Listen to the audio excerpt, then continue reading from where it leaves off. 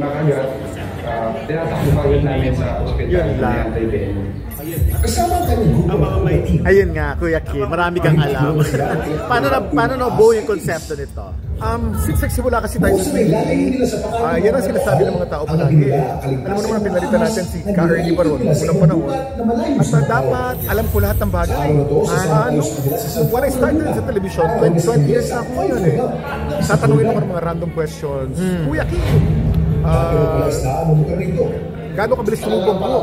Kuya Kim, ano pinakamalaking halaman sa mundo? Dapat alam ko palagi. Oo nga eh. In time, dahil sa mga ginagawa ko sa television, lagi sinasabi, dami na lang Kuya Kim. Paano na dinideliver? Pero yung dami mong alam Kuya Kim, can be derogatory, pwedeng negative yan eh. Pwede ang ibig sabihin yan, ang yayabang mo naman. Ang yayabang. Pero pwede rin ano yan, pwedeng dami sarcastic. Pwede nga depende sa pag-deliver eh. Kuya Kim. Diba? Pero dami mong alam, Kuya Kim. Itumba na yan. Tumba na yan. Pero gino-joke yun, di ba? Depende sa pagkasabi. So ayun ang maganda. Because very catchy nga yung title, ambiguous, pag-uusapan at didikit. Yung mga dumidikit ganyan palagi eh. Pero anong feeling pag tinatanong ka lagi ng mga random questions na ay, always prepared ka ba? Nag-expect sila na lahat ng tanong may sagot? Because I've been doing it for such a long time, madali naman kumuha ng impormasyon ngayon. Nakakasagot naman ako, pero pag hindi ko alam ang sagot, bibigyan kita ng isang bagay na matututo pa rin, na may laman pa rin. Hindi in person yun, na face-to-face yun. Maraming ganyan. Paano pag kahit gano'n? sa mall.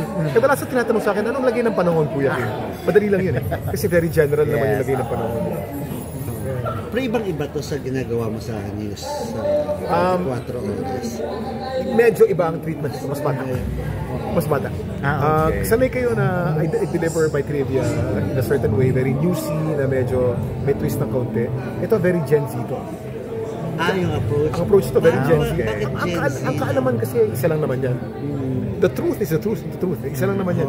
Pero how it's delivered, pag pinanood mo itong show na to, pwede mong i-upload sa telepono ito at tatanggapin mo rin online. Ganon. Mayroon pa si Ding Dong, yung Amazing Earth, medyo yung doon. Iba naman ang approach ni Ding Dong. Trivia rin. Ang approach ni Ding Dong, parang Sir David Attenborough yan eh. Parang Mga tipong gano'n. Ito, Gen Z to. Mabilis. Na ito ba pwede nilang, yun nga, sabi mo i-upload, pwede na nilang pag-aralan, magagamit sa school? Pwede. Actually, magsiset ako ng appointment kay Secretary Sani Angara kung pwedeng ilagay sa curriculum. It is so informative, pwedeng ilagay sa curriculum to. Pwedeng pag-aralan ng mga bata ito, pwedeng assignment ito. At I was suggesting na magkaroon kami ng school tour, may ikot namin para may promote ang sa mga estudyante. So mag-school tour ka, again, especially sa mga... very friendly ito online.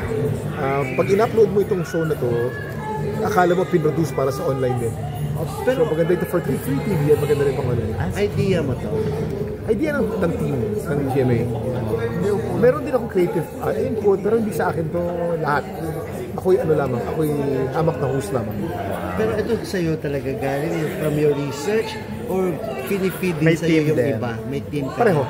Hindi ko naman alam lahat ng bagay. Pero merong team na tumutulong sa akin. Pero basically itong show na to, mga trending topic to sa internet.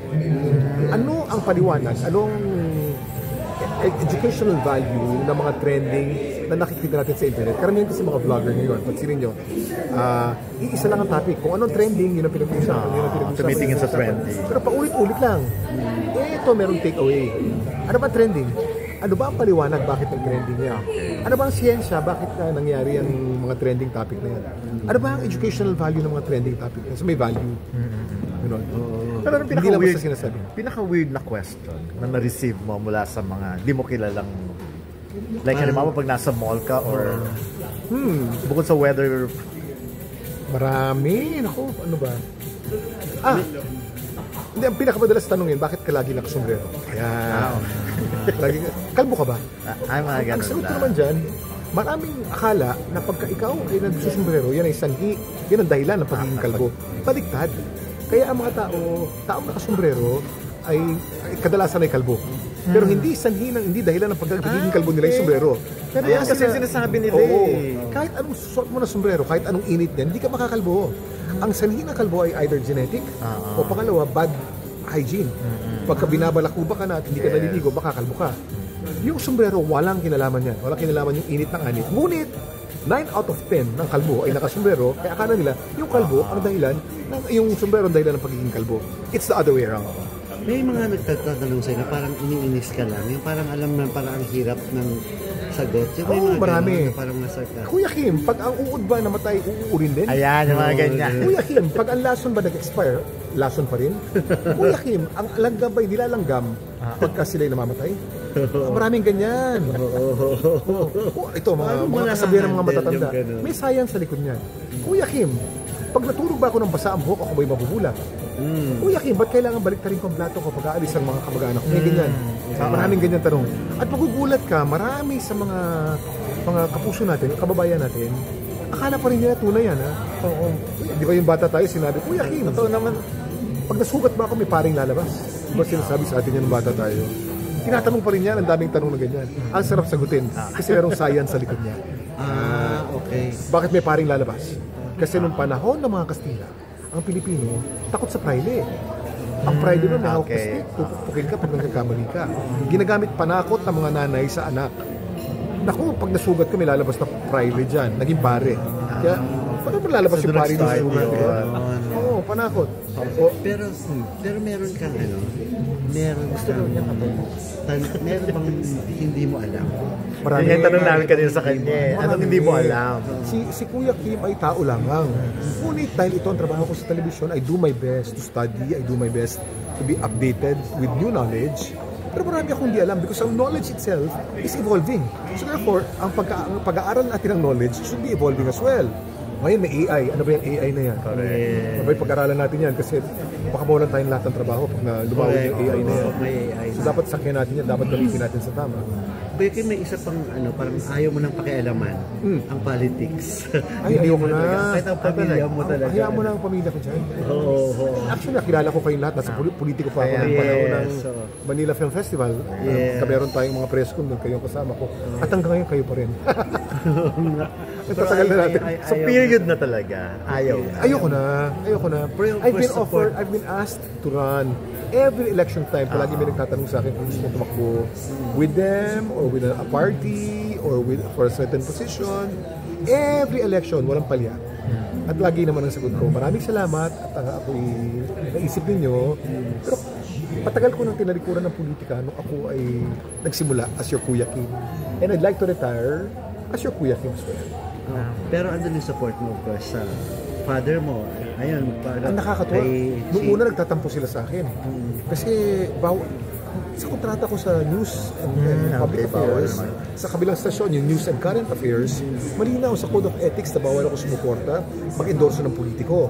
Including my family, much especially my family. Talaga? Oo. Dahil news yan ang news dapat impartial. Bagamat soft news yung pinapakita ko sa 24,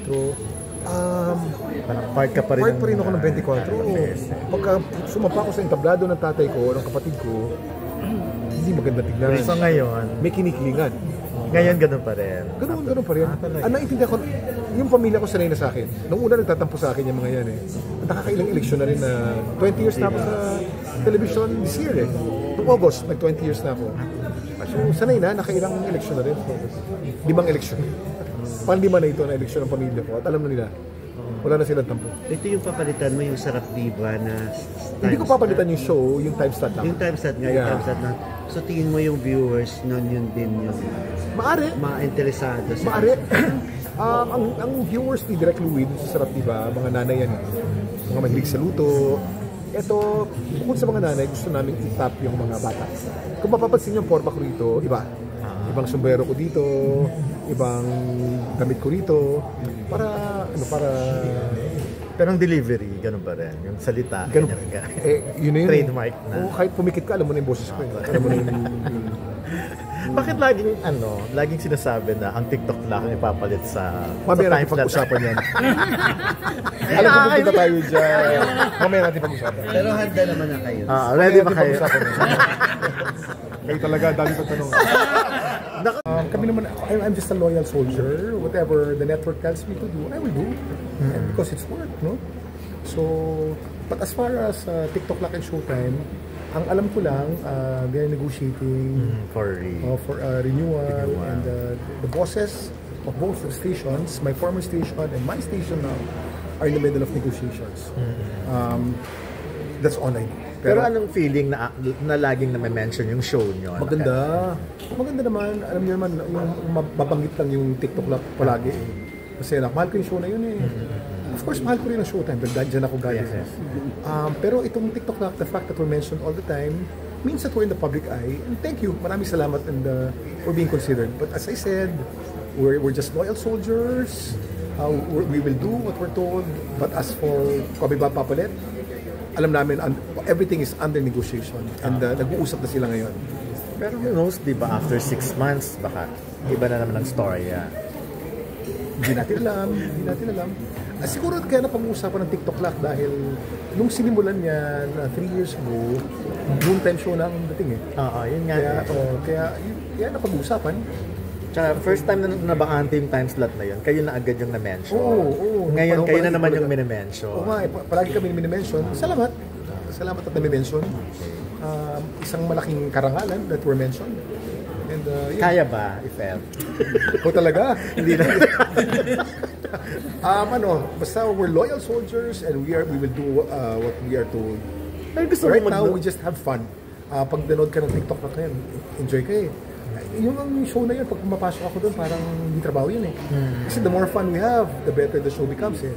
So fun lang siya, nakakaaliw lang, gano'n. At mahal namin ang isa't isa doon eh. Sarap nung samahan namin doon eh. Oo nga, no? Super... Very close kami.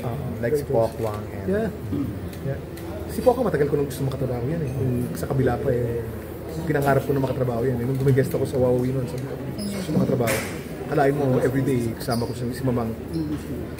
At saka yung closeness nyo, parang kahit yung mga problema lang nila, involved din kayo nakikita namin sa social media. Yeah. Paano we work out together, kami, nagko-crossfit kami. Si Kate, nagko-crossfit. Si Herlene, nagko-crossfit na rin yan. Bumotor na rin kami. Si Jason. So yun, bukod sa show, sa labas ng show, kita nga kami bukas. Crossfit kami. Sige, pwede na kayo kasi nagtanong na kanya. Kasama ko sa press, kasama ko sa online. Matagal ko ng mga kaibigan, magandang hapon. At iba po, sombrero natin. Mapapansin nyo, ibang. This hat I've worn for the past 20 years. Pumatak na po na 20 years. Last August ang career ko po sa television. Pero sa show na to, for the first time, iba naman ang sombrero natin. Thank you so much, Kuya Keith. Yung ilaw kasi yung progress. Ay, yung LED kasi.